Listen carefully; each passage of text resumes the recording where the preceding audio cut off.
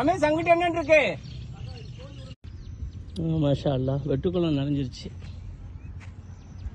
ஓரளவு வெட்டுக்குளம் நிறைஞ்சிருச்சு.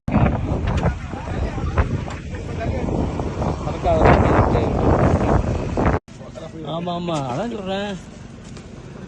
இல்லை